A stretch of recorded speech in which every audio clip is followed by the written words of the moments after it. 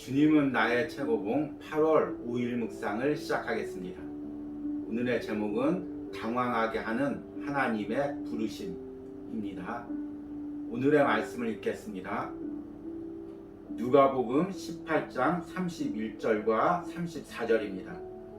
예수께서 12 제자를 데리시고 이르시되 보라 우리가 예루살렘으로 올라가노니 선지자들을 통하여 기록된 모든 것이 인자에게 응하리라. 제자들이 이것을 하나도 깨닫지 못하였으니 그 말씀이 감추었으므로 그들이 그 이르신 바를 알지 못하였더라. 아멘. 지난 이틀간 그리고 오늘까지 합쳐서 3일 동안은 저자인 오스왈드 챔버스가 생애 마지막 해인 1917년 이집트의 군 막사에서 전한 설교를 묵상으로 연달아 전하고 있습니다. 그동안은 누가복음 18장 31절에 예수님께서 예루살렘으로 올라가셔서 고난을 당할 것이라고 제자들에게 이야기하는 말씀에 초점을 맞춰서 묵상을 했습니다. 첫째 날은 강권하시는 하나님이라 말씀을 통해서 예수님께서 예루살렘으로 올라가신 것은 자신의 야망을 이루기 위해서가 아니라 하나님의 강권하시는 뜻을 깨닫고 거기에 순종해 드리기 위해서라고 말씀을 드렸습니다. 둘째 날에는 하나님의 용감한 동료라는 제목을 통해서 예수님이 예루살렘에 올라가실 때 제자들이 함께 동행한 것을 묵상하면서 우리 역시 하나님이 원하시는 그 전쟁터에 주님의 동료가 되어서 함께 올라가야 된다고 말씀을 드렸습니다. 이 과정에서 하나님의 동료가 되기 위한 두 가지를 이야기했습니다. 가난한 마음과 주님과의 관계입니다. 목적지로 올라가서 점령하는 것이 중요한 것이 아니라 주님과의 관계가 어떠한지가 중요하다고 말씀을 드렸습니다. 오늘의 묵상의 제목은 당황케 하는 하나님의 부르심입니다. 우리가 하나님의 강권적인 부르심에 순종하고 또 주님의 동료가 되어서 하나님이 원하시는 목적지로 갔는데 막상 도착하고 보니까 내가 원했던, 내가 기대했던 목적지가 아닐 때가 있습니다. 개인적으로도 신앙에서, 목회에서 이런 과정을 여러 번 겪어봤는데요. 그때 참 우리를 당혹케 합니다. 그리고 어떤 사람은 낙심하기도 하고 무너지기도 하고 심지어 신앙이나 사명을 버리는 경우도 있습니다. 그러나 우리의 기대와 다른 목적지에 도착했을 때도 하나님께서는 일하고 계신 것입니다. 그것이 무엇이냐면 바로 예수님의 십자가입니다. 오늘 말씀에서 예수님께서 십자가에 대해서 이야기할 때 34절에 보니까 제자들이 이것을 하나도 깨닫지 못했다고 이야기했습니다. 다른 말로 이야기하면 당황했다는 것입니다. 실제로 제자들이 예수님이 십자가에 매달렸을 때 당황해서 뿔뿔이 흩어지고 신앙을 버리고 사명을 버렸습니다. 그러나 그 십자가에서 하나님은 일하고 계셨던 것입니다. 여러분 지금 내 인생에서 십자가 사건과 같은 그 상황을 맞닥뜨린 것이 무엇이 있습니까? 내 생각에는 실패한 것 같고 내 생각에는 다 무너진 것 같은데 하나님이 일하고 계신 것을 맞닥뜨리고 있는 부분이 무엇입니까? 오늘 묵상을 통해서 이것을 깨닫고 다시금 하나님의 시각으로 내 인생을 보시고 내 사명을 보시는 은혜가 있길 바랍니다. 오늘의 묵상입니다.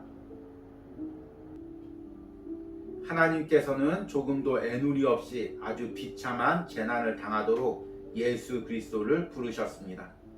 예수 그리스도는 그분의 제자들을 부르셔서 자신이 죽음을 당하시는 것을 보게 하셨습니다. 주님은 우리 각자를 부르실 때 우리의 마음이 상하는 곳으로 인도하십니다.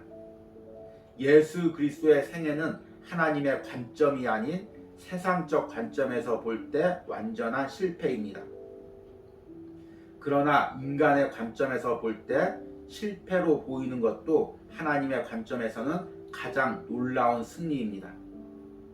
그 이유는 하나님의 목적은 결코 사람의 목적과 같지 않기 때문입니다.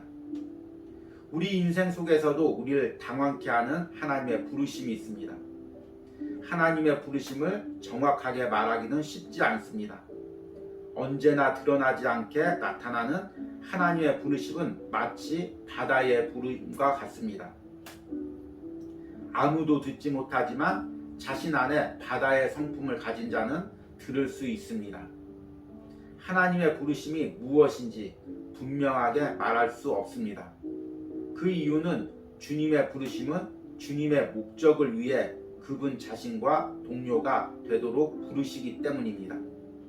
그리고 우리에게 이 동료로서의 자격시험은 하나님께서 무엇을 하고 계시는지 하나님이 알고 계신다는 믿음입니다. 이 세상에는 우연히 발생하는 것이 없습니다. 모든 일들이 완전한 하나님의 경륜 가운데서 일어납니다.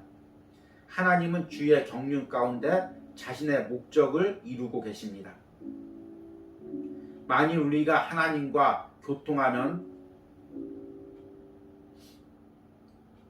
만일 우리가 하나님과 교통하면서 주께서 우리를 주님의 목적으로 인도하고 계시다는 것을 인식한다면 우리는 그분의 목적이 무엇인지 더 이상 알아보려고 하지 않을 것입니다. 그리스도인의 삶을 계속해서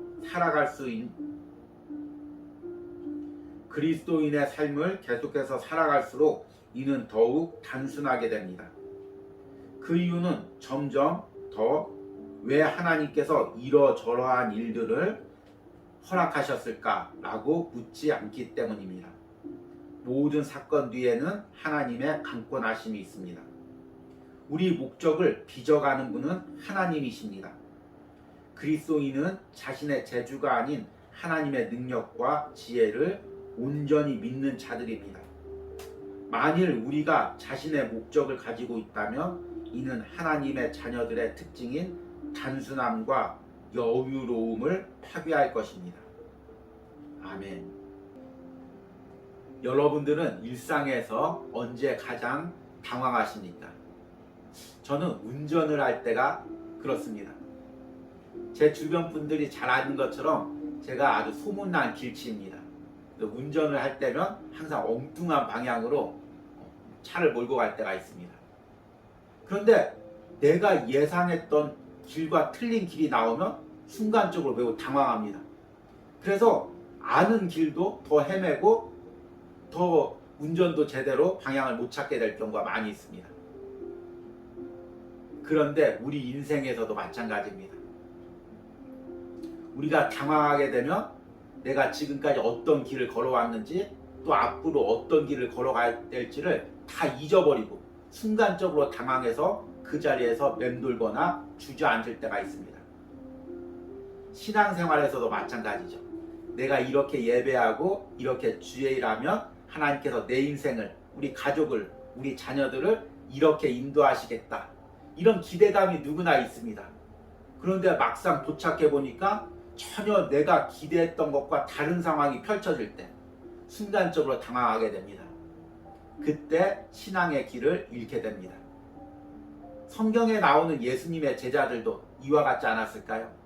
내가 모든 가족과 집과 모든 삶을 내려놓고 예수님을 쫓고 예루살렘까지 올라가면 거기 하나님의 영광이, 하나님의 승리가 있을 것이다. 이렇게 생각했을 것입니다. 그런데 예수님께서 십자가에다 잡혀서 죽으신 것입니다. 제자들은 예수님이 십자가에서 죽을 때 마지막까지 기대를 가졌을 것입니다. 하나님의 기적이 일어나겠지, 하나님의 역사가 일어나겠지. 그런데 예수님께서 십자가에서 죽는 것이 제자들에게는 너무 당혹스럽고 허무한 일이었을 것입니다. 그래서 낙심해서 뿔뿔이 흩어졌습니다. 오늘 저자는 이 부분을 이렇게 이야기합니다. 하나님께서는 조금도 애누리 없이 아주 비참한 재난을 당하도록 예수 그리스도를 부르셨습니다. 예수 그리스도는 그분의 제자들을 부르셔서 자신이 죽음을 당하시는 것을 보게 하셨습니다. 주님은 우리 각자를 부르실 때 우리의 마음이 상하는 곳으로 인도하십니다.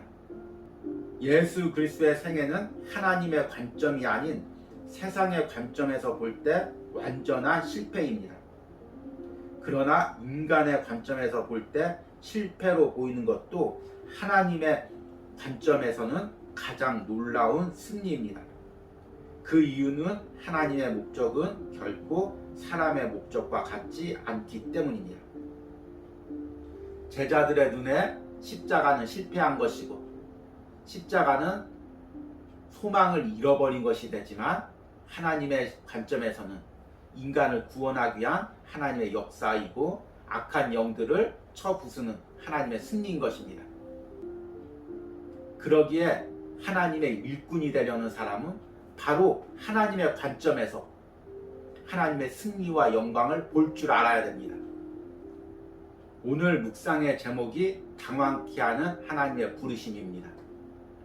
이 묵상은 앞에서 이야기한 것처럼 저자가 이집트의 군막사에서 군인들에게 했던 설교의 내용입니다.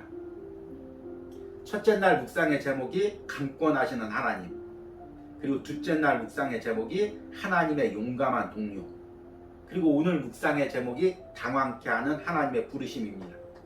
이 세 가정은 자세히 묵상해보면 군인들을 대상으로 마치 하나님의 군사와 주님의 동료가 되어서 전장에 나가는 장면을 연상시키면서 말씀을 전하고 있습니다. 그리고 오늘 묵상에서는 하나님의 군인이 되기 위해서 주님의 동료가 되기 위해서 치러야 할 자격시험을 이야기합니다. 첩보 영화나 전쟁 영화에 보면 어떤 작전을 하기 위해서 요원들을 뽑을 때 시험을 치르게 됩니다. 전혀 예상치 못한 당혹스러운 사건 앞에 놓고 그 사람이 어떤 반응을 하는지를 보고 이 사람이 이 작전에 적합한 인물인지 아닌지를 판가름하게 됩니다. 하나님도 마찬가지입니다. 하나님의 군사로서 주님의 동료로서 우리를 부르실 때 자격시험이 있습니다. 그 자격시험이 무엇일까요? 바로 이런 당혹스러운 사건 앞에서 우리가 어떻게 믿음으로 반응하느냐인 것입니다. 이 부분을 오늘 저자는 이렇게 이야기합니다. 하나님의 부르심이 무엇인지 분명하게 말할 수 없습니다. 그 이유는 주님의 부르심은 주님의 목적을 위해 그분 자신과 동료가 되도록 부르시기 때문입니다. 그리고 우리에게 이 동료로서의 자격시험은 하나님께서 무엇을 하고 계시는지 하나님이 알고 계신다는 믿음입니다. 이 세상에는 우연히 발생하는 것이 없습니다. 우리가 당혹스러운 사건을 만났을 때도 그 당혹스러운 사건 앞에 주저앉는 것이 아니라 무너지는 것이 아니라 지금 하나님이 일하고 계시고 하나님은 지금 무슨 일을 하고 계시는지 분명히 알고 계시고 이 사건을 통해서 하나님의 분명한 목적이 있다는 것을 믿음으로 반응하는 것, 이것이 하나님의 동료, 하나님의 군사가 되는 자격시험인 것입니다. 어떻게 그 자격시험을 잘 통과하고 있습니까? 저자가 끝에 더 구체적으로 이 자격시험에 통과하는 과정을 이야기합니다. 그리스도인의 삶을 계속해서 살아갈수록 이는 더욱 단순하게 됩니다. 그 이유는 점점 더 왜 하나님께서 이러저러한 일들을 허락하셨을까라고 묻지 않기 때문입니다. 모든 사건 뒤에는 하나님의 강권하심이 있습니다. 당혹해 하는 사건들 앞에서 하나님의 일하심을 믿음과 동시에 내 안에서 하나님에 대한 의문, 불만, 불평, 그것이 없어지는 것입니다. 왜 하나님이 이렇게 하셨을까? 왜 이렇게밖에 하실 수 없었을까? 이런 물음조차도 다 없어지고 하나님이 하시는 일이 가장 옳고 가장 선하고 그분은 조금도 실수가 없으신 분이라는 것을 믿음으로 확고하게 믿는 것입니다. 어떻게 그 단계까지 가셨습니까? 오늘 묵상을 하다 보니까 묵상을 전하는 저도 그 단계까지 가기에는 아직도 멀었다는 생각이 듭니다. 그럼에도 불구하고 함께 묵상하면서 하나님의 군사로서 동료로서 절대적으로 하나님을 신뢰하며 나갈 수 있는 믿음을 달라고 함께 기도하시길 바랍니다. 오늘의 적용 질문입니다. 내 인생에서 맞닥뜨리는 나를 당혹해 하는 사건들은 무엇이 있었습니까? 나는 그 사건들 앞에서 하나님의 군사로서 자격이 있었습니까? 오늘 적용 질문이 굉장히 찌르는 질문입니다. 제가 쓰고도 제가 읽으면서 스스로에게 물으니까 찔림을 많이 받습니다. 우리는 다 하나님의 군사로서의 자격시험에 많이 부족함이 있죠. 그런데 그 부족함을 발견하고 다음번 시험에 더 잘 통과할 수 있도록 우리 믿음을 세우시는 그런 시간을 가지시기 바랍니다. 함께 기도하시겠습니다. 주님, 십자가의 사건이 제자들을 당혹케 하는 사건이었지만 하나님의 관점에서는 하나님의 영광과 승리를 이루신 사건이었습니다. 주님, 우리 삶에도 십자가의 사건이 있습니다. 그 십자가의 사건 앞에 우리는 당혹해 하고 하나님께 왜 이런 일이 일어났냐고 따지고 합니다. 그러나 주님, 그 가운데 하나님의 섭리가 있습니다. 하나님의 계획이 있습니다. 당혹해 하는 사건들 앞에 주저앉아 있고 아파하고 또 울고 있는 많은 영혼들을 오늘 묵상으로 하나님 위로하시고 다시금 세워주시고 내가 이해하지 못하는 사건 속에 하나님의 섭리가 있음을 깨달을 수 있는 은혜를 허락하여 주시옵소서. 예수님의 이름으로 기도했습니다. 아멘.